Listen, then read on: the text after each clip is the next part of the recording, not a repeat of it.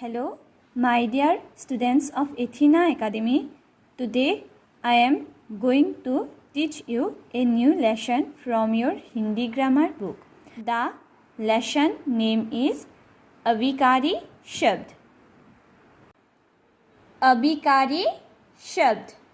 Lesson number is 12. जुड़िए और समझिए. शिवांग, क्या तुम बता सकते हो कि जापान और अमेरिका में से कौन सबसे अधिक पास है? ताओजी, अमेरिका की अपेक्षा जापान हमारे अधिक पास है. शिवांग और उसके ताओजी की बातचीत पढ़कर क्या पता चला? हाँ, इनके द्वारा बोले गए वाक्यों में रंगीन शब्द अभिकारी शब्द है, अर्थात ये शब्द लिंग, वचन, क्रिया तथा काल के बदलने पर भी अपना रूप नहीं बदलते. तो बच्चों, क्या हुआ? यहाँ पर जो रंगीन शब्द दिए गए हैं ना, और की अपेक्षा, ये शब्द क्या शब्द है? अभिकारी शब्द है, अर्थात ये शब्द लिंग, वचन, क्रिया तथा काल के बदलने पर भी ये शब्द अपना रूप नहीं बदलते हैं. अभिकारी शब्द 4 प्रकार के होते हैं. तो बच्चों, अभिकारी शब्द कितने प्रकार के होते हैं? 4 प्रकार के.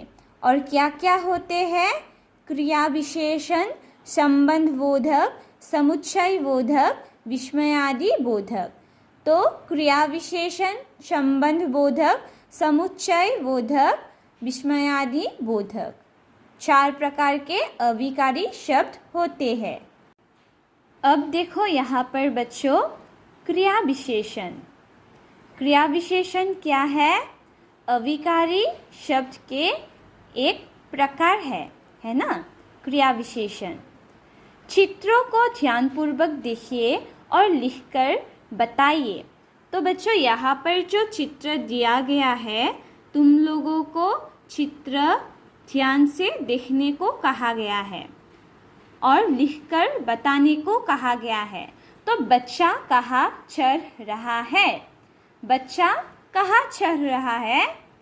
कहाँ चढ़ रहा है? पर्वत में, है ना. तो यहाँ पर लिखना. सूरज कब अस्त होता है? सूरज कब अस्त होता है?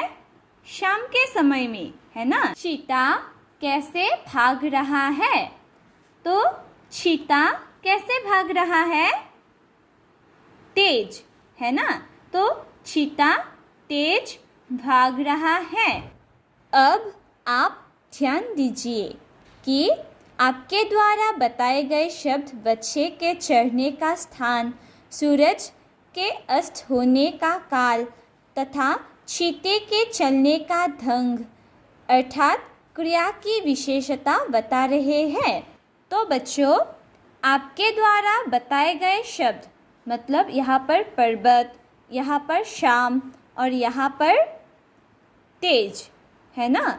ये शब्द क्या बता रहे हैं? क्रिया की विशेषता बता रहे हैं. क्रिया कब, कहाँ, कैसे और कितनी हो रही है, ये बताने वाले शब्द क्रिया विशेषण कहलाते हैं.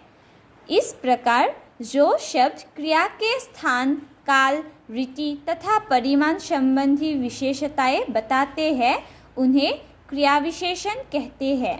तो बच्चों, क्रिया कब, कहाँ, कैसे और कितनी हो रही है, ये बताने वाले शब्द क्रिया विशेषण कहलाते हैं. तो जैसे यहाँ पर कहा ना, बच्चा कहाँ चढ़ रहा है. हम लोगों को प्रश्न पूछा और हमने जवाब क्या दिया? पर्वत में, है ना.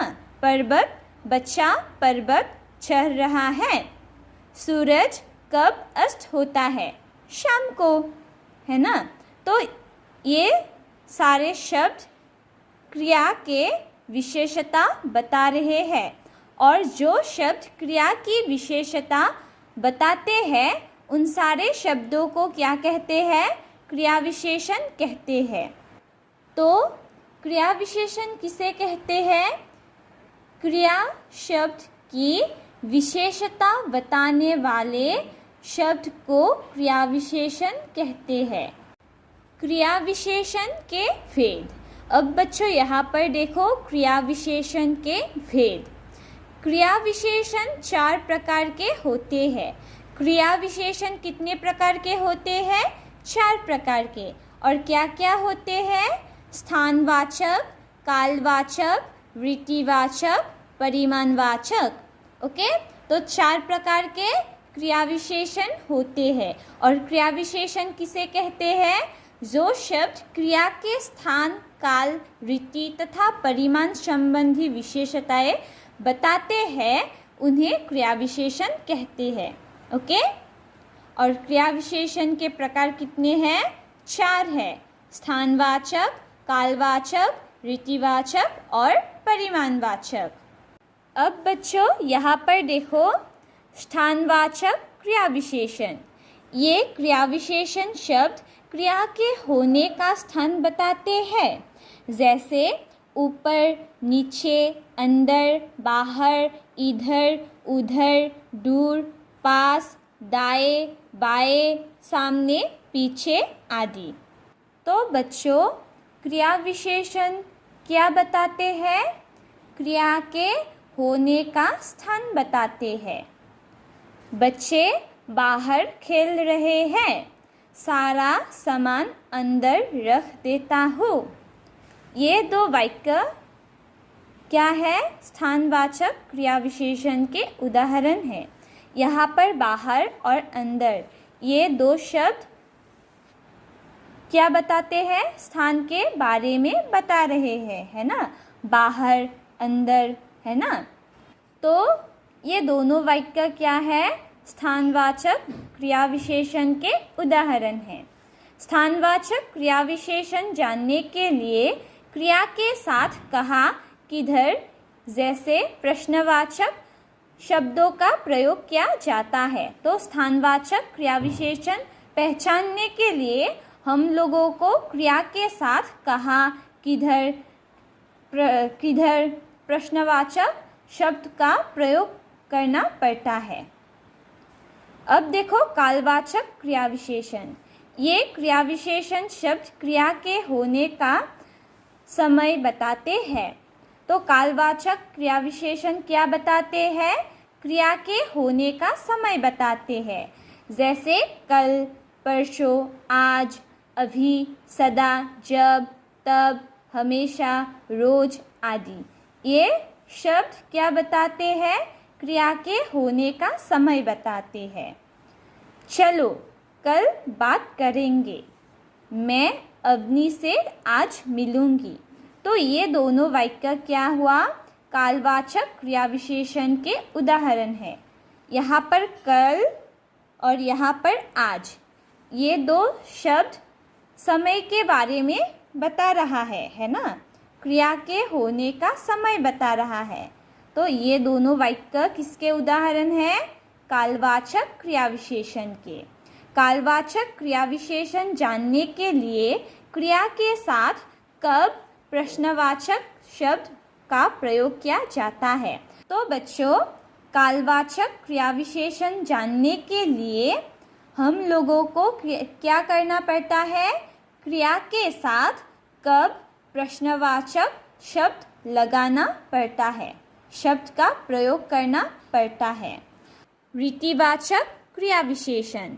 ये शब्द क्रिया के होने का ढंग या रीति बताते हैं, अर्थात क्रिया कैसे की जा रही है या कैसे हो रही है से संबंधित जानकारी देते हैं, जैसे धीरे धीरे, तेज, शांतिपूर्वक, ध्यान से, रोते रोते, दौड़कर, अच्छा, अचानक, जल्दी आदि।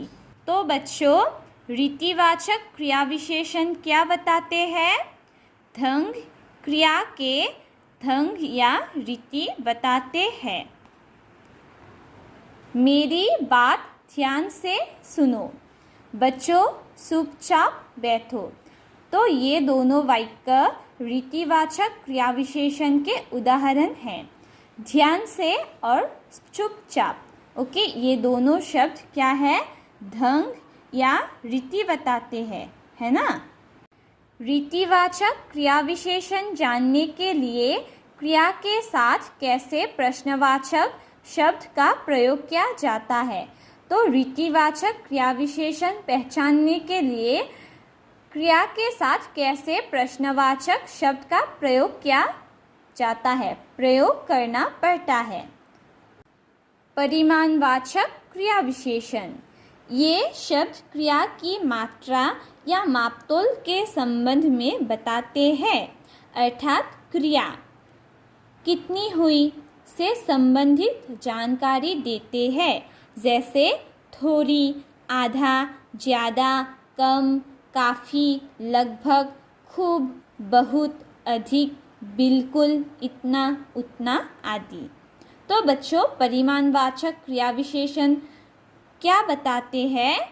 मात्रा या मापतोल बताते हैं, क्रिया की मात्रा या मापतोल बताते हैं। खीर बन गई, मुझे थोड़ी खाने दो, ज़्यादा बोलना बुरी आदत है। ये दो वाक्य परिमाणवाचक क्रिया विशेषण के उदाहरण हैं। तो यहाँ पर थोड़ी और ज़्यादा, ये दो शब्द क्या बताते हैं? मात्रा या मापतोल बताते हैं। तो परिमाणवाचक क्रिया विशेषण क्या बताते हैं? मात्रा या मापतोल। परिमाणवाचक क्रिया विशेषण जानने के लिए क्रिया के साथ कितना प्रश्नवाचक शब्द का प्रयोग किया जाता है। तो परिमाणवाचक क्रिया विशेषण जानने के लिए हम लोगों को क्रिया के साथ कितना प्रश्नवाचक शब्द प्रयोग करके हमें प्रश्न पूछना चाहिए। ओके।